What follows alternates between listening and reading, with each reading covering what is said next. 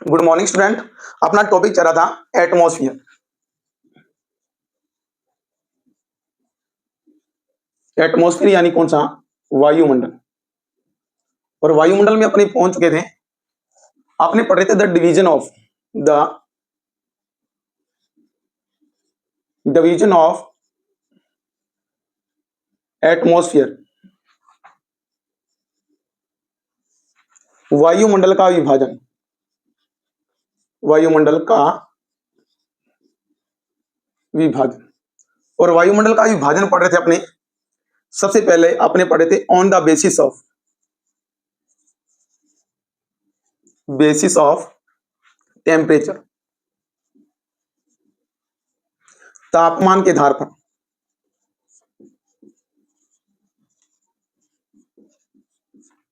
विभाजन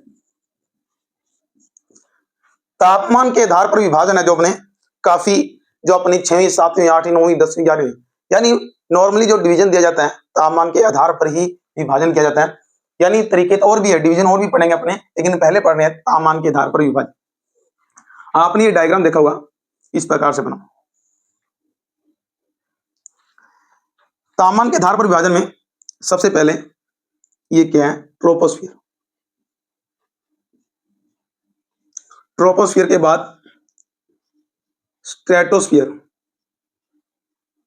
समताप मंडल। समताप मंडल के बाद मध्य मंडल। मध्य मंडल के बाद आयन मंडल, यानी आयनोस्फियर। और क्या हो जाएगा? मेजोस्फियर। और उसके बाद था एक्सोस्फियर, जिसको अपने बरही मंडल बोलते हैं। बरही मंडल। ये वाला जो पार्ट अपने ऑन पोल पर बात करेंगे। पोल यानी ध्रुवों पर, ध्रुवों को डिनोट कर रहा है ये वाला। और ये क्या है? सरफेस ऑफ, सरफेस यानी धरातल। ये धरातल है पोल का। और ये कौन सा है?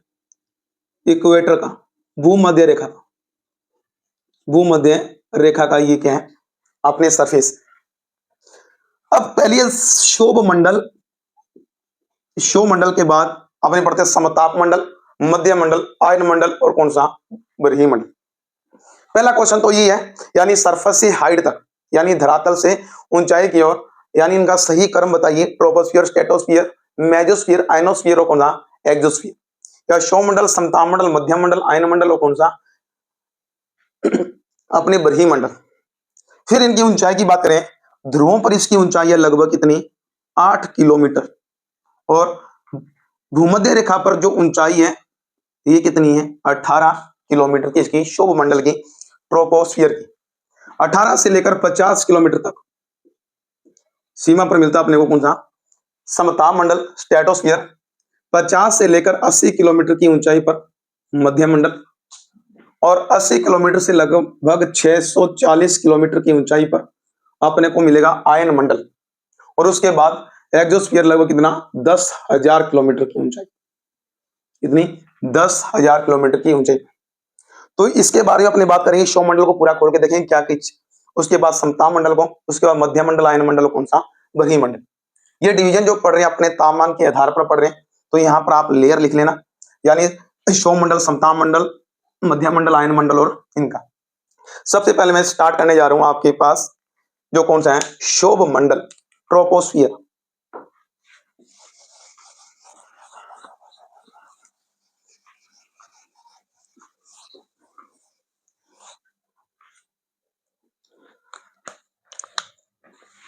पहली लेयर पढ़ेंगे अपने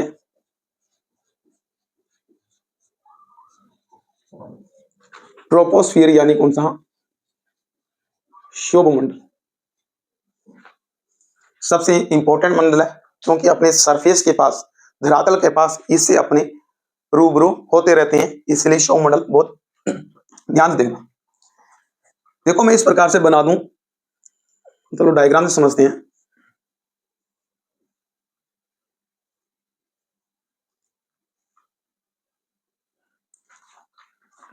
ये अपनी बात करते हैं पोल की, ध्रुव है।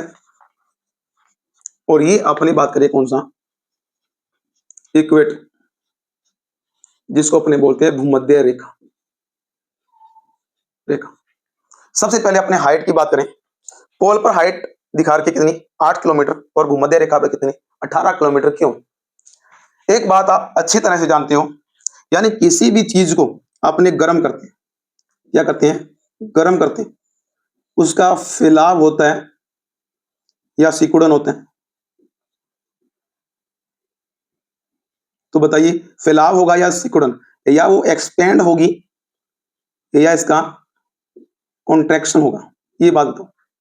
यानी कोई भी चीज को अपने क्या करेंगे गर्म करेंगे, गर्म करेंगे तो क्या होगा उसमें सिकुड़न होगी या उसमें फैलाव होगा? आप सही सोच रहे हैं कि क्या होगा इसका एक्सपेंड होगी सर, क्या होगा उसका फैलाव होगा। क्या होगा? फैलाव। फैलाव होगा तो इसकी ऊंचाई की बात करें यानी जो भूमध्य रेखा है, भूमध्य रेखा पर ऊंचाई अपने को क्या मिलती है ज्यादा, भूमध्य रेखा पर ऊंचाई क्या मिलती है ज्यादा। क्यों? क्योंकि भूमध्य रेखा पर क्या है तापमान क्या है अधिक। अगर तापमान क्या होगा अधिक होगा, टेम्परेचर हाई होगा यहाँ पर भूमध्य रेखा पर, तो एयर क्या करेगी एक्सपेंड करेगी तो इसकी ऊंचाई लगभग कितनी हो जाएगी यहाँ पर 18 किलोमीटर की ऊंचाई हो जाएगी। और यही जो पोल पर है कितने किलोमीटर रह जाएगी 8 किलोमीटर। क्यों? क्योंकि यहाँ पर टेम्परेचर क्या है लो, यहाँ पर टेम्परेचर क्या है हाई, टेम्परेचर क्या है हाई। ये बात आपको पहली बात समझ आ गई कि ऊंचाई ध्रुवों पर 8 किलोमीटर और भूमध्य रेखा पर कितनी है 18 किलोमीटर की ऊंचाई। यहां पर ये बात लिख देता हूं, यहां पर टेम्परेचर क्या है लो है, तो एयर क्या में क्या होगा कॉन्ट्रैक्शन। कॉन्ट्रैक्शन कॉन्ट्रैक्शन का मतलब वायु क्या होगी में सिकुड़न होगा, यानी वायु क्या करे सिकुड़न। और यहां पर टेम्परेचर भूमध्य रेखा पर क्या है हाई, तो क्या होगा एक्सपेंड होगी। एक्सपेंड क्या होगा वायु में क्या होगा फैलाव, क्या होगा फैलाव। अब नेक्स्ट अपने बात करें, देखिए यानी भूमध्य रेखा से जैसे जैसे आपने इसका मिटो देते हैं, इसको समझते हैं से।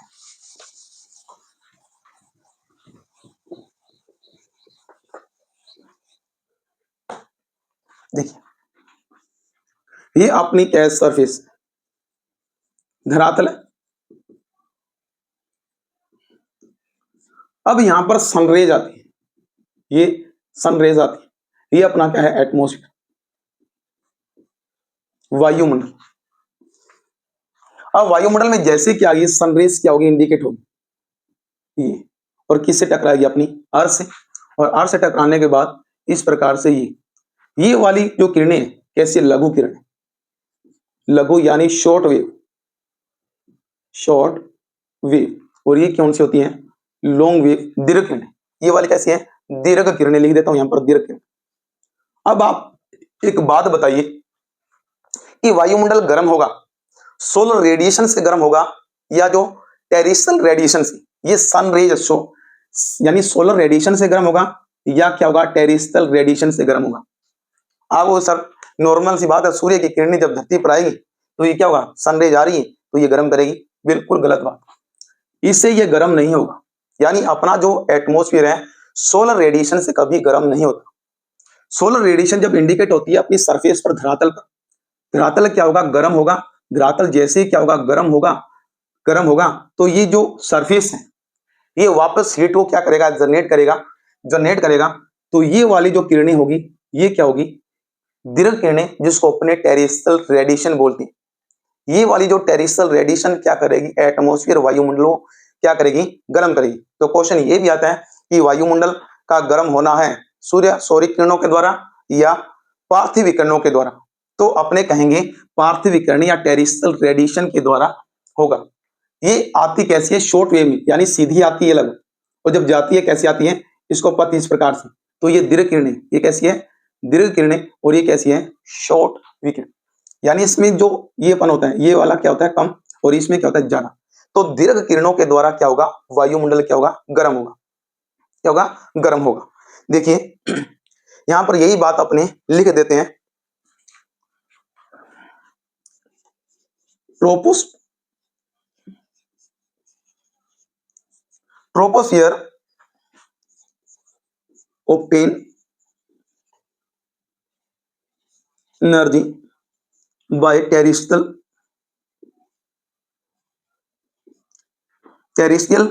Radiation, terrestrial radiation. शोभ मंडल पार्थिव विकिरणों, पार्थिव विकिरणों से ऊर्जा प्राप्त करता है।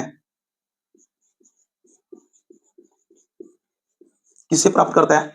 अपने कह सकते हैं किससे प्राप्त करता है? पार्थिव विकिरणों यानी जो टेरिस्ट्रियल जो रेडिएशन है, इससे क्या करता है? अपना एटमॉस्फेयर एनर्जी क्या करता है? गेन करता है।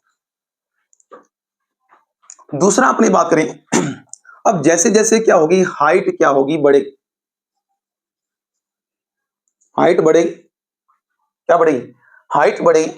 हाइट बढ़ेगी तो टेरिस्ट्रियल जो रेडिएशन है, यहां पर ये जो टेरिस्ट्रियल जो रेडिएशन है, इसका इफेक्ट क्या होगा? ज्यादा होगा, और धीरे धीरे क्या होगी? इसमें क्या आएगी? कमी आएगी। या अपने सीधा कह सकते हैं टेरिस्ट्रियल रेडिएशन ऐसे मानो आप, यहाँ पर अमाउंट है 10 का, यहाँ पर 9 का, 8 का, 7 का, 6 का, 5 का, 4 का, धीरे धीरे क्या हो रही है? कम होती जा रही। क्या? यानी ऊंचाई पर जैसे जैसे जाती है, तापमान में क्या आती है? कमी आती है। कमी क्यों आती है? क्योंकि टेरिस्ट्रियल रेडिएशन जो दीर्घ किरणों का जो प्रभाव है, ऊंचाई पर जाने पर क्या होता है? कम होता है। यही बात अपने लिख लेते हैं।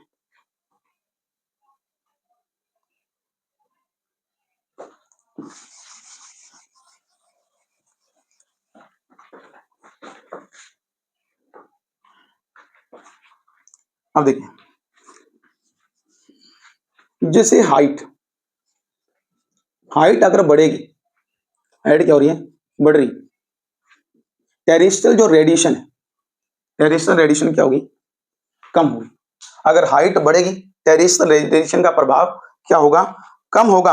कम होगा तो क्या होगा? टेम्परेचर क्या होगा? डिक्रीज होगा। टेम्परेचर क्या होगा? डिक्रीज। यानी जो ऊंचाई है, समझते जाना, एक बार इस सौमंडल समझ गए, बाद में अपने को देखने की जरूरत नहीं।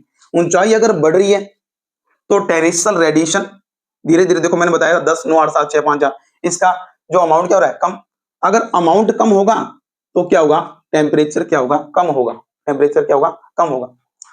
देखिए क्या होता है, 165 मीटर, 165 मीटर की ऊंचाई पर जाने पर तापमान में कितनी कितना घटता है? 1 डिग्री सेंटीग्रेड क्या हो जाता है? माइनस में आ जाता है। यानी 165 मीटर की ऊंचाई पर, 165 धरातल से 165 मीटर की ऊंचाई पर तापमान में कितनी कमी आती है? 1 डिग्री सेंटीग्रेड। इसी को अपने क्या बोलते हैं? Normal lapse rate. Normal lapse rate यानी सामान्य ताप ह्रास दर। ये वाला क्वेश्चन जरूर आता है परीक्षा के अंदर, क्योंकि ऊंचाई पर जाने पर तापमान में क्या आती है? कमी। 165 मीटर पर कितना? 8 डिग्री सेंट। इसी को क्या बोला गया? नॉर्मल लैप्स रेट, सामान्य। देखिए 165 मीटर की हाइट पर कितना तापमान कम हुआ? 1 डिग्री सेंटीग्रेड कम हुआ। और 1 किलोमीटर की ऊंचाई पर लगभग तापमान में कितनी कमी आ जाएगी? 6.5 डिग्री सेंटीग्रेड तापमान में क्या आ जाएगी? कमी आ जाएगी। क्या आएगी? कमी आएगी 1 डिग्री सेंट 1 किलोमीटर। तो ही तो क्या है, अपने गर्मियों की छुट्टियों पर कहाँ जाते हैं? माउंटेनियस एरिया पर जाते हैं घूमने के लिए। क्यों जाते हैं? क्योंकि सरफेस से वो क्या है? हाइट पर। हाइट पर जैसे जैसे अपने जाएंगे, टेम्परेचर क्या होगा? डिक्रीज होगा। डिक्रीज होगा, वहां पर अपने को ठंड का क्या होगा? अनुभव होगा। अब देखिए मैं आपको बताने जा रहा हूं कि भूमध्य रेखा पर नॉर्मल लैप्स रेट हाईएस्ट होता है या भूमध्य रेखा पर। देखिए यहां पर ऊंचाई कितनी है? 18 किलोमीटर। 18 इंटू 6.5 करें तो वैल्यू ये कहां पर है? इक्वेटर पर। इक्वेटर पर, ये भूमध्य रेखा पर, और पोल पर क्या है? 8 किलोमीटर। 8 इंटू 6.5 करें तो मैक्सिमम अमाउंट किसका आएगा? किसका आएगा? इक्वेटर पर। किसका आएगा? इक्वेटर पर आएगा। तो नॉर्मल लैप्स रेट, सामान्य ताप ह्रास दर का अधिकतम जो प्रभाव होता है वो कहां होता है? अपने भूमध्य रेखा पर। हम होता है, यहां पर लिख देते हैं नोट करके, नोट करके, on equator line, on equator normal lapse rate maximum found. भूमध्य रेखा पर सामान्य ताप ह्रास दर क्या होता है, अधिकतम होता है। ठीक है, और वो दूसरी बात उसका उल्टा हो जाएगा, on pole normal lapse rate minimum found. ध्रुवों पर सामान्य ताप ह्रास दर क्या होते हैं, न्यूनतम होता है। ये वाला इंपॉर्टेंट क्वेश्चन बनता है कि ध्रुवों पर अधिक सामान्य ताप ह्रास दर होता है या भूमध्य रेखा। ये वाली आपने बात अपने को नोट करना है। इसका आपने स्क्रीनशॉट लीजिए, फिर अपने आगे बढ़ते हैं।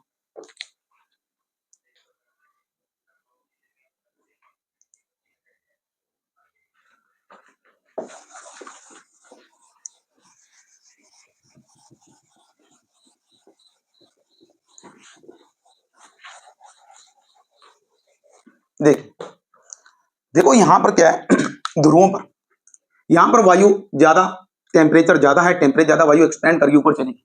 यहां पर टेम्परेचर लो है तो यहां पर प्रेशर कैसा बनेगा, हाई प्रेशर। टेम्परेचर कम है तो यहां पर लो टेम्परेचर, यहां पर टेम्परेचर ज्यादा था, ज्यादा वायु एक्सपेंड करके ऊपर चलेगी तो यहां पर क्या बन गया, लो प्रेशर। तो एयर कहां चलेगी, हाई प्रेशर से कहां चलेगी, लो प्रेशर की वायु। यानी वायु कहां अनुभव होती है अपने को, शोभ मंडल में। यानी यहां लिख सकते हैं all weather event conduct in कहां से, अपने ट्रोपोस्फियर। यहां लिखो all weather event conduct in troposphere. सभी मौसमी घटनाएं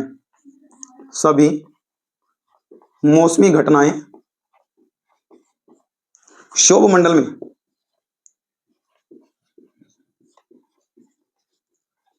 बनती, कहां बनती हैं, शोभ मंडल में बनती।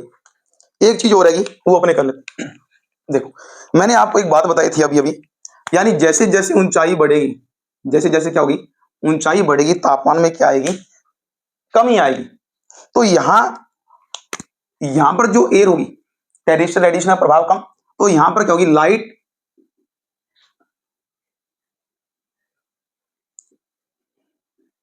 यहां पर लाइट गैस होगी यानी कम, और यहां पर अब देखो क्या होगा, यहां पर कम होगी। अब यहां से एयर क्या करेगी, एक्सपेंड करेगी ऊपर की ओर, और ये यहां से मुड़कर कहां गिरेगी, ये यहां पर गिरेगी। ठीक है, क्योंकि यहां से जब एक्सपेंड हुई तो ये वाली एयर ऊपर जाकर कहां आई, ये यहां पर आई। यहां पर ऊपर फ्रिक्शन नहीं होगा बिल्कुल। देखो एक तो धरातल के पास एयर चल रही, फ्रिक्शन हो रहा है, फ्रिक्शन होगा यानी इसका घर्षण होगा, तो इसकी गति क्या होगी, कम होगी। और जैसे ही वायुमंडल के ऊपर जाकर ये हल्की होकर जब नीचे बैठेगी तो यहां पर कोई घर्षण नहीं होगा, ये तेज गति से चलेगी। इसी गति को अपने क्या बोलते हैं, ये वाली जो रेडिएशन है, जेट स्ट्रीम, यानी जेट स्ट्रीम। जेट स्ट्रीम बड़ा टॉपिक है, अपने पूरा पढ़े, लेकिन अपने को पता लगा जेट स्ट्रीम कहां चलती है, शोभ मंडल में। कहां चलती है, शोभ मंडल में। और इसी के ऊपर यहां पर क्या आ जाता है, ये वाले, ये क्या है, शोभ सीमा, शोभ सीमा, जिसको ट्रोपोपाज बोलते हैं, ट्रोपोपाज, ट्रोपोपाज। अब अपने को ट्रोपोपाज का पता कैसे चला, पता कैसे चला कि यहां पर जैसे जैसे धरातल से ऊंचाई पर जाने पर यहां तक अपने गए, तापमान में क्या आ रही थी, टेम्परेचर में क्या आ रही थी, गिरावट आ रही थी। लेकिन जैसे इसको पार किया, टेम्परेचर बढ़ने लगा, तो अपनों ने सीमा डिनोट कर दी कि शोभ मंडल की ऊंचाई कितनी है, ये इतनी ऊंचाई। ठीक है, शोभ सीमा के बाद तापमान क्या होगा, बढ़ेगा। ठीक है, इसलिए इसकी ऊंचाई क्या है, इतनी। ठीक है, अब कहां चलती है जेट स्ट्रीम, आपने कहेंगे शोभ मंडल की ऊंचाई पर, कहां पर, शोभ सीमा के सहारे सहारे ये चलती है। अब ट्रोपो का आपने इसका मीनिंग नहीं लिखा, देखो इधर वो लिख लेते हैं अपने,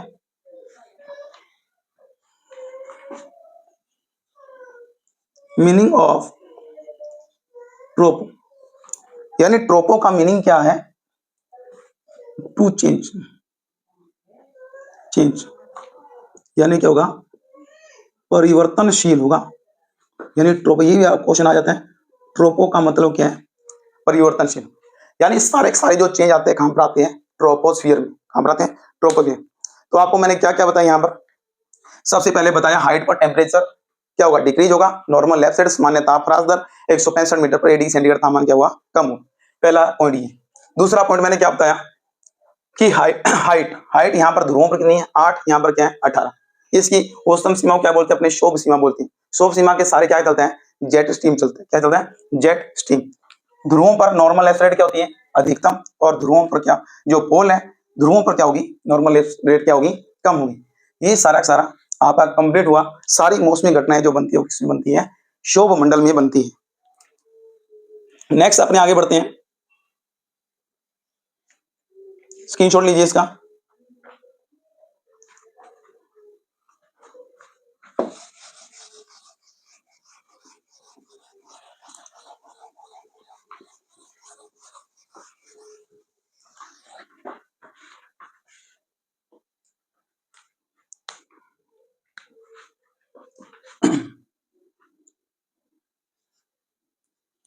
स्ट्रेटोस्फियर,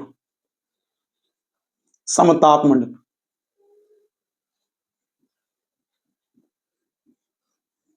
अब समताप मंडल की अपनों ने हाइट बताई थी, कितनी बताई थी, देखिए समताप मंडल की यहां से 8, 18, 18 से कम बताई थी, 50 किलोमीटर की हाइट बताई थी। ये था स्ट्रेटोस्फियर।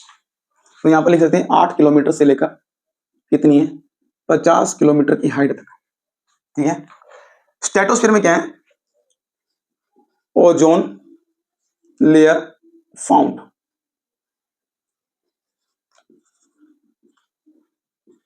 ओजोन परत पाई जाती है। कहां पर पाई जाती है, ओजोन। ये क्या करती है, ultra,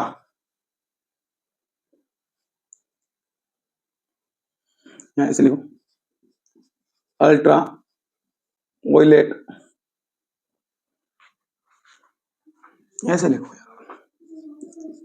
ultra violet UV rays, पराबैंगनी जो किरणें, पराबैंगनी किरणें, किरणों क्या करती है, एक तो क्या करती है एब्जॉर्ब, और दूसरा क्या करती है रिफ्लेक्शन। एक तो क्या करती है अवशोषण, एक क्या करती है परावर्तित। देखिए स्ट्रेटोस्फीयर में क्या मिलती है अपने को, ओजोन लेयर, ओजोन परत पाई जाती है। ये इसका वर्क क्या है, अल्ट्रा वायलेट किरणों का, जो सूर्य से आने वाली पराबैंगनी हानिकारक किरणें हैं उनको क्या करना, एब्जॉर्ब करना, अवशोषण करना, और दूसरा क्या है रिफ्लेक्शन करना, या क्या करना, परावर्तन करना। क्या करना, परावर्तन। अगर परावर्तित होकर चलेगी तो ठीक, अगर एब्जॉर्ब करेगी तो टेम्परेचर क्या होगा, बढ़ेगा। टेम्परेचर क्या होगा, बढ़ेगा। तो यहां पर ये बात अपने लिखते हैं, अगर क्या करें रिफ्लेक्शन,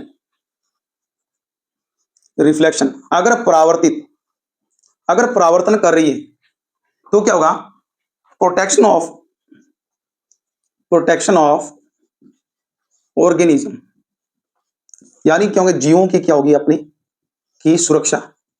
यानी क्या करती है, क्या होगी, सुरक्षा। यानी ओजोन लेयर क्या कर अपनी सुरक्षा कर रही है, क्यों, क्योंकि यूवी रेस का क्या कर रही है, रिफ्लेक्शन कर रही है। तो प्रोटेक्शन ऑफ ऑर्गेनिज्म। अगर एब्जॉर्ब होगा, अगर अवशोषण होगा, अगर अवशोषण होता है, temperature increase due to absorption, अवशोषण के कारण, के कारण तापमान में क्या होगी, बढ़ोतरी। क्या होगी, बढ़ोतरी। अगर तापमान में क्या हो रही है, बढ़ोतरी। अगर क्या हो रहा है, टेम्परेचर बढ़ रहा है, ये बात सुना, अगर टेम्परेचर बढ़ रहा है, क्योंकि यूवी रेज क्या कर रही है, अवशोषण। तापमान बढ़ेगा तो कंडेंसेशन होगा, आप हो गए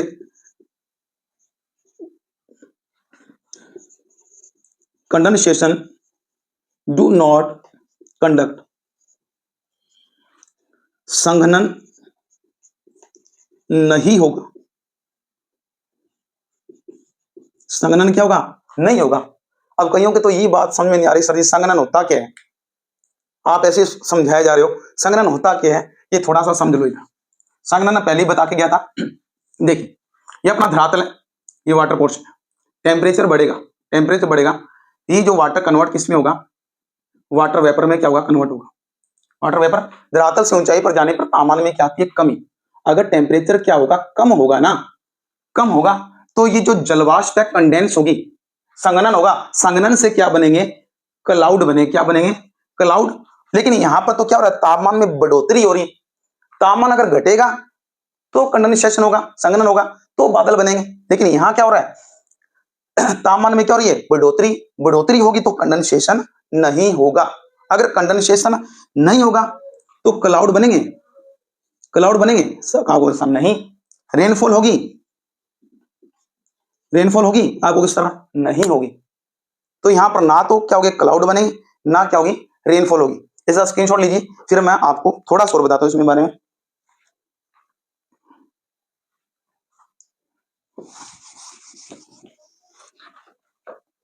देखिए, नो क्लाउड, अगर बादल नहीं है, बादल नहीं है, अगर बादल नहीं होंगे स्ट्रेटोस्फीयर में, तो क्या होगा, विजिबिलिटी यानी दो दृश्यता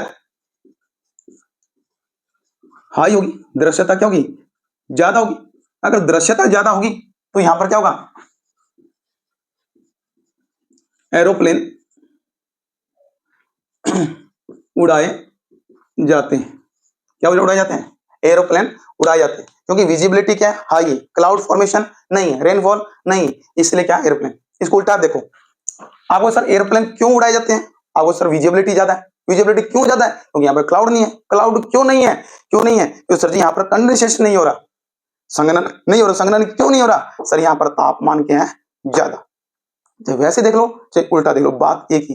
पहली बात आपको समझ में आना चाहिए कि यहाँ पर बादल क्यों नहीं बनते, कारण क्या है, स्ट्रेटोस्फीयर समताप मंडल में वायुयान क्यों उड़ाए जाते हैं, कारण क्या है, आज ये कारण आपको पता लग गया। ठीक है, इसका स्क्रीनशॉट लीजिए, फिर मैं इसको मिटा के और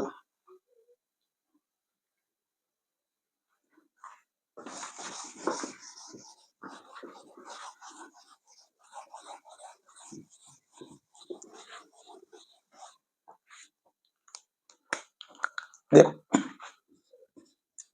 ओजोन हाईएस्ट कॉन्सेंट्रेशन, लगभग ओजोन है हाईएस्ट कितनी किलोमीटर की ऊंचाई पर जब पाई जाती है, 20 किलोमीटर की ऊंचाई।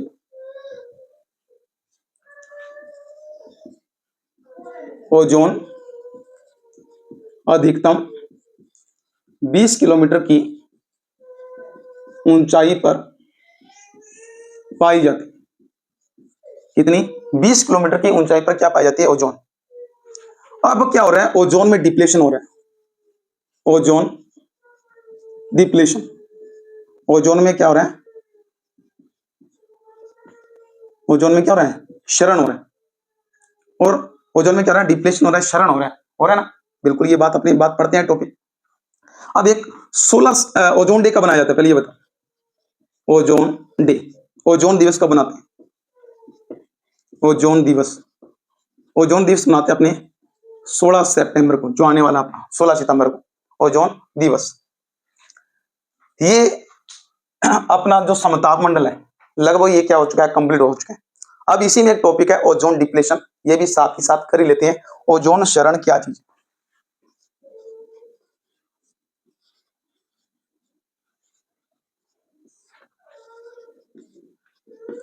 ओजोन क्षरण,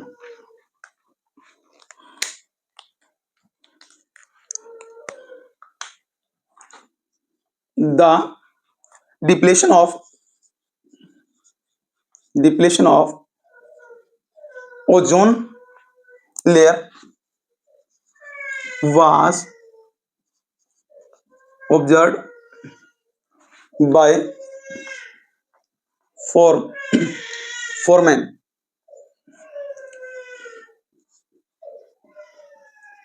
by foreman.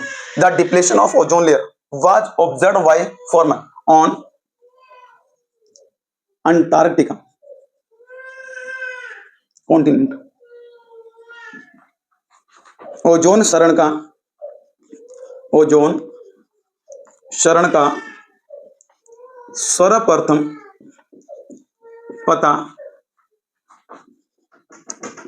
फोरमैन ने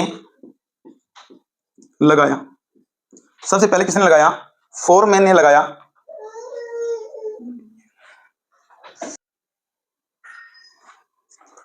देखो ओजोन डिप्लेशन चल रहा था, थोड़ा सा दिक्कत आ गई थी।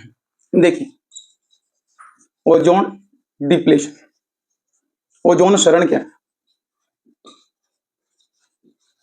ओजोन क्षरण, क्षरण क्या है? Ozone depletion first time observe by foreman on Antarctica continent.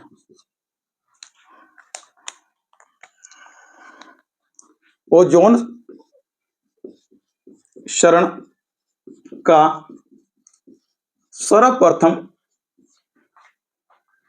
पता फोरमैन ने अंटार्कटिका महाद्वीप पर लगाया।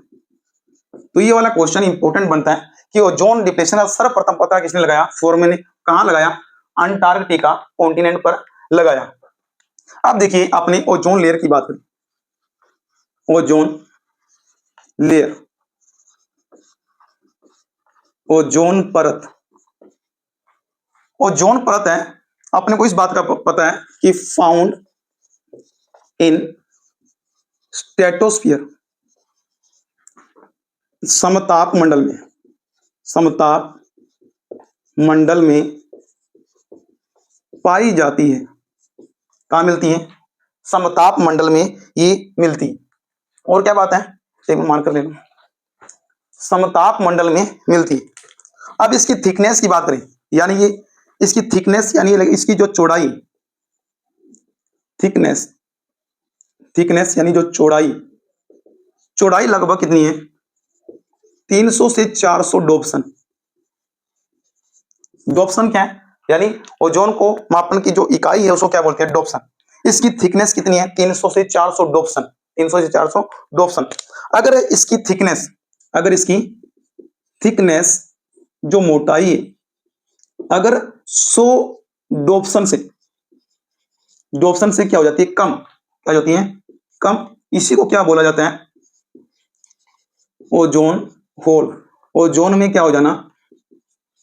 छिद्र हो जाना। ओजोन में क्या हो जाना? छिद्र हो जाना। इसको बोला जाता है ओजोन होल, यानी ओजोन में क्या होगा? छिद्र। और ओजोन डे कब बनाते हैं? ओजोन डे, ओजोन डे कब बनाते हैं? 16 सितंबर को।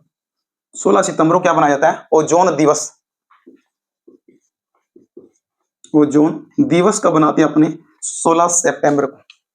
तो देखिए ओजोन डिप्लेशन क्या है, यानी ओजोन डिप्लेशन फोरमैन ने कहां पर लगाया? Antarctica option. ओजोन लेयर कहां पर? स्ट्रेटोस्फीयर मिलती है। ओजोन डिप्लेशन क्या है? थिकनेस में क्या होना? कम होना, यानी चौड़ाई में क्या होना? कम होना। कम होगी तो इसको क्या बोलते हैं? ओजोन छिद्र बोलते हैं, या ओजोन का क्षरण होना है, इसी को बोला जाता है। और ओजोन दिवस कब बनाते हैं? अपने 16 सितंबर को। इसका स्क्रीनशॉट लीजिए, फिर अपने आगे बढ़ते हैं। ठीक है, यानी ये जो पता लगाया था फोरमैन ने, लगभग लगाया था 1983-84 में, 83-84 में ये पता लगाया था। तो नेक्स्ट इसका स्क्रीनशॉट लीजिए, अपने आगे बढ़ते हैं।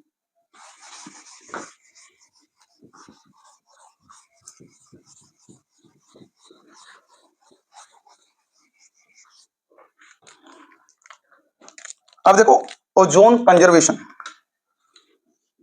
ओजोन कंजर्वेशन, ओजोन का क्या करना? संरक्षण। सभी देश क्या कर रहे हैं? ओजोन संरक्षण पर लगे हुए। ठीक है, और यानी ओजोन में परत में क्या रहा है? छेद हो रहा है। छेद नहीं हो रहा, यानी इसकी थिकनेस है, जो इसकी चौड़ाई है, क्या हो रही है? कम हो रही है। ठीक है, अगर 100 से डोप्सन से कम हो जाएगी तो क्या बोला जाएगा? ओजोन छिद्र। यानी इस परत का क्या होना है? पतला होना है। इसको बचाने के लिए आपको सर इस परत को क्यों बचाना है? बचाना क्यों है? क्योंकि ये यूवी जो रेज है, हानिकारक पराबैंगनी किरणों से हमारी क्या करती है, प्रोटेक्शन करती है। क्या करती है, प्रोटेक्शन करती है। क्या करती है, हमारी सुरक्षा करती है। इसलिए देखो ओजोन संरक्षण के लिए इसका मतलब क्या है, कंट्रोल। कंट्रोल क्या करना, कंट्रोल करना ozone ozone depletion substance,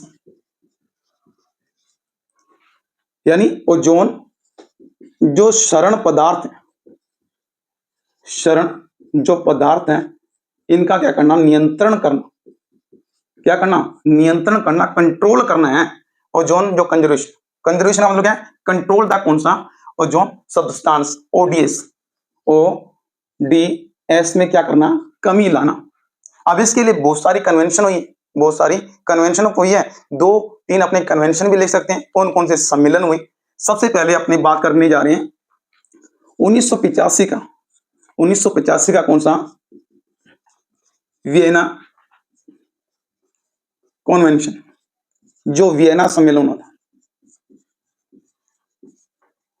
Vienna किसकी राजधानी है, ऑस्ट्रिया की राजधानी, ऑस्ट्रिया, ऑस्ट्रिया की राजधानी क्या है, यहां पर वियना कन्वेंशन हुआ कब, 1985।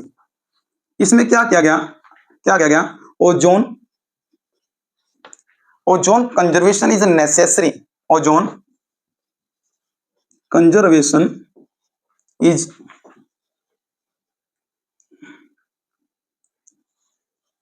नेसेसरी। ओजोन का संरक्षण, ओजोन का जो संरक्षण है आवश्यक है। ये वाली बात ही कि अपने सभी को मिलकर क्या करना चाहिए, ओजोन का संरक्षण करना चाहिए। कब की बात है, 1985 की बात है। ये क्वेश्चन आ जाता है, वियना सम्मेलन किसके बारे में है, ओजोन कंजर्वेशन के बारे में या ओजोन डिप्लेशन के बारे में। दूसरी कन्वेंशन हुई, बात करें अपने 1987 के अंदर, 1987 में एक प्रोटोकॉल हुआ, मॉन्ट्रियल, मॉन्ट्रियल प्रोटोकॉल, यहां लिख देते हैं मॉन्ट्रियल प्रोटोकॉल। मॉन्ट्रियल कहां का शहर है, अपने सिटी ऑफ कनाडा, यानी कनाडा का क्या है, शहर है। कब सम्मेलन हुआ, 1987। इस सम्मेलन में क्या बात कही, इस सम्मेलन में कहा क्या भाई साहब, जो फ्रियोन गैस है और जो हेलोन है, फ्रियोन और हेलोन को क्या करना, रेड्यूस करना। इनका को क्या करना, रेड्यूस करो, इसको क्या करो, कम करो। और इसकी जगह अल्टरनेट क्या निकाला, यूज लिख देते हैं, यूज। क्या यूज किया जाए इसकी जगह, इसकी जगह का यूज किया जाए HFC का यूज किया जाए, हाइड्रो फ्लोरो कार्बन, हाइड्रो फ्लोरो कार्बन का क्या किया जाए, यूज किया जाए। कौन से कन्वेंशन में कहा गया, मॉन्ट्रियल प्रोटोकॉल के अंदर। क्या सिटी ऑफ कनाडा कब हुआ, ये वाला जो सन इंपॉर्टेंट है, 1987 में हुआ। किसके अकॉर्डिंग था, ओजोन कंजर्वेशन। एक लास्ट अपना हो रहा है, वो भी अपने पढ़ लेते हैं, इसका स्क्रीनशॉट लीजिए, फिर अपने आगे बढ़ते हैं।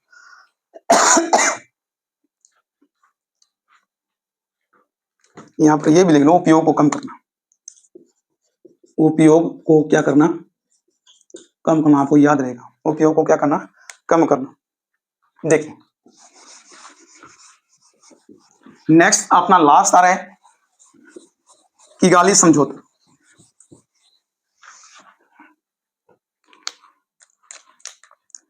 तीन नंबर पे कौन सा आया,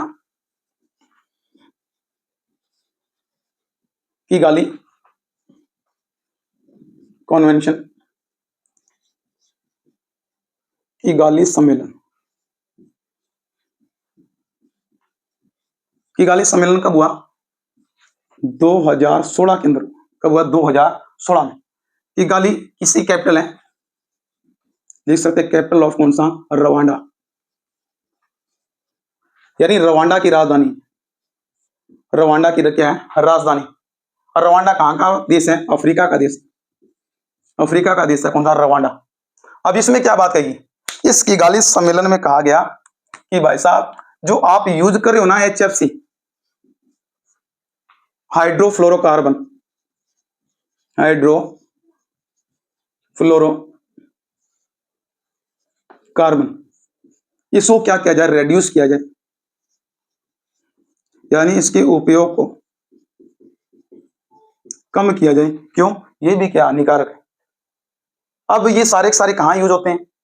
आपको जो जितने भी कूलेंट है, कूलेंट पदार्थ है, ठंडे होने वाले पदार्थ, उनमें सभी एसी, फ्रिज वगैरह, इनमें सभी में क्या करते हैं, आपने क्या अल्टरनेट निकाला गया, हाइड्रोफ्लोरोकार्बन का अल्टरनेट निकाला गया था पिछले सम्मेलन में, लेकिन इस सम्मेलन में बात की कि नहीं, इसको भी कम किया जाए। और क्या यूज किया जाए? यूज किया जाए HFO, हाइड्रो फ्लोरो ओलिविन, ठीक है। हाइड्रोफ्लोरो ओलिविन का क्या किया जाए, मैं लिख दो हाइड्रोफ्लोरो ओलिविन का क्या किया जाए, उपयोग किया जाए। तो सीधा क्वेश्चन आते कि गाली सम्मेलन कब हुआ, 2016 के अंदर। मॉन्ट्रियल कब हुआ, 1987 के अंदर। काफी बार क्वेश्चन आ चुके हैं। तो एक छोटी सी बात और रहेगी अपनी, देखो क्या है, ओजोन में क्या आना, शरण आना। ओजोन में अगर शरण आएगा तो क्या होगा, जो UV rays, ultra violet rays, वो क्या की अर्थ पर ज्यादा ही, अगर ओजोन में क्या है, छिद्र है, होल है, तो क्या होगा, ये जो ह्यूमन की बॉडी पर क्या होगी, जब ये इंडिकेट हो, क्या होगी, ह्यूमन की बॉडी पर इंडिकेट हो तो सर्वाधिक इफेक्ट डालेगी। दो तरह के लोग होते हैं, एक तो होते हैं ब्लैक बॉडी वाले, ठीक है, और दूसरा कौन सा है, लाइट स्किन वाले, यानी श्वेत रंग की त्वचा, श्वेत त्वचा वाले, और ये कौन सी, काली त्वचा वाले। अब काली त्वचा वाले में क्या होता है, मेलनिन, यानी